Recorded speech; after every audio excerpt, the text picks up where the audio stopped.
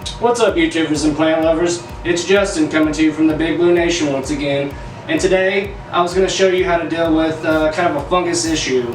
Now, on one of my bonsais, I've had a powdery white mildew fungus attack. And I've been asked several times on what I should do in dealing with rust, powdery white mildew, black spot on roses. And this actual little concoction that I have here is really effective, and this is what I use on all these kind of fungal problems. So this will actually take care of quite a bit of them. Like I said, it's effective against the powdery white mildew, downy mildew, rust, and definitely with the black spot on your roses as well.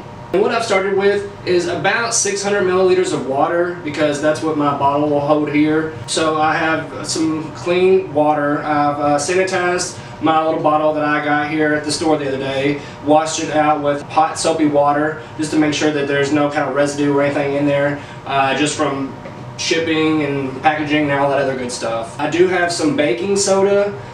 This is what's really going to be the most effective part of this concoction with the fungus. This is actually going to be attacking the fungus and actually do the killing. So with this, it's kind of up to you to determine how bad of a case your plant has of this fungus. If you just see it on maybe 1 or 2 leaves, I would use about 1 teaspoon of baking soda. If it covers a majority of the leaves and you can see it almost everywhere, I would probably go ahead and use 2. But if it's totally engulfed the whole plant, you can use up to 3 teaspoons of the baking soda and add it to your water. So with this guy, my little condition, I think I'm going to go ahead and just put in 2 teaspoons of this baking soda, and that should be pretty effective with it. Now we'll have a little bit of runoff and kind of flatten it out. And there goes 1. A little bit of excess isn't really going to hurt it. And just remember, you can use up to 3, though the more you use, the stronger the concoction will be. So it will actually not do too much harm to your plant, but if you don't have to add much, I wouldn't do it. Just kind of stir it up, make sure that it's absorbed. You'll see some of it floating on the bottom, some of it floating around probably. It'll be okay. It won't dissolve all of it, but make sure you can get a good majority of it that you can see all dissolved up if you can. Next, we have our cooking oil, vegetable oil, I'm sorry. I just used a teaspoon of that. I've already measured it out. Add that in there. Now you can use vegetable oil, you can use coconut oil, or you can use sunflower oil. I'm just using regular vegetable oil, pure vegetable oil here, and mixing it up some more. And so as I was saying, the baking soda will actually attack the fungus. The vegetable oil will enable it to stick to the leaves of the plant. And then last but least, definitely not least, you want about 1 good squirt of some plant, kind of eco-friendly dishwashing liquid. Mix that up there too. Now, as you may or may not know, water and oil don't really mix. So this is where the dish detergent kind of comes in. The dish soap will help it to kind of mix a little bit and kind of break up that water tension, the surface tension of the water. And then after you're done kind of mixing it around a little bit, you'll see a little bit of bubbles. You have your concoction ready to go. We'll unscrew this and then pour it into my bottle. Alright, now when adding your mixture to your spray bottle, make sure you pour it really slowly because it will bubble up on you and probably overflow. So just kind of take your time and go at it kind of slow and easily. And then always, I forgot to tell you, also shake it up too to make sure your ingredients are mixed up before you start spraying. And then just kind of go to town. Cover all the leaves on the top. Anywhere that you see any kind of green at all, not even just a gray or a powdery mildew, because you even want to cover the leaves that you don't see any kind of infection on. And that includes the underleaf too, because it's on both sides. Now this is my American dogwood, and he's just a pup, as you can tell, so I want to try and make sure I can save him. Usually I can. I have one that was with powdery mildew in the past, and rust, and black spots.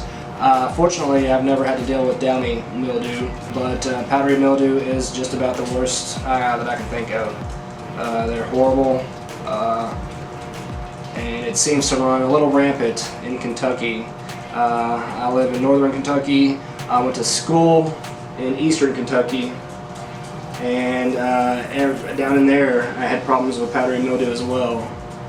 And I'm sure it's just kind of worldwide now. It's just all over the place. Every area has got its own problems.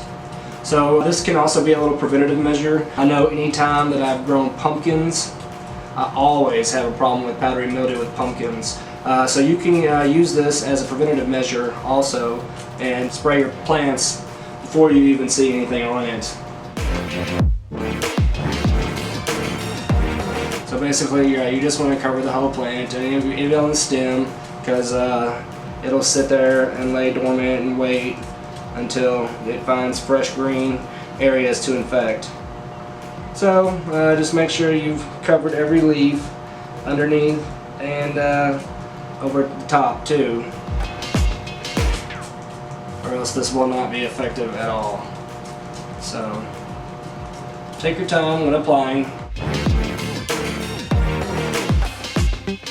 Beats having to reapply and do it again, although you may have to, depending on how bad your situation is. I hope that I've caught this little guy in the earlier stages so that this may be effective on him, but it may not. I'll let you know in an updated video.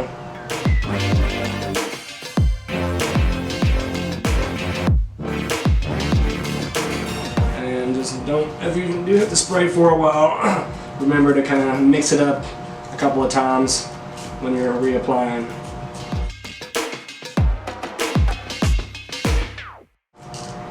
Now I think I've got him just about as covered as I can get. Normally I would do this in the bathtub. As you can see, I'm kind of making a mess, but for the recording purposes I wanted to do it out here where I normally do.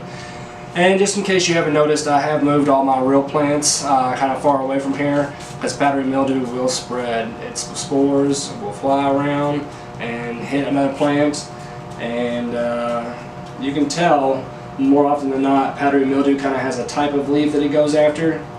But with the American dogwood, I was not expecting it. Normally I see kind of softer leaves, kind of more juicy, maybe with a little bit of hair or something on it.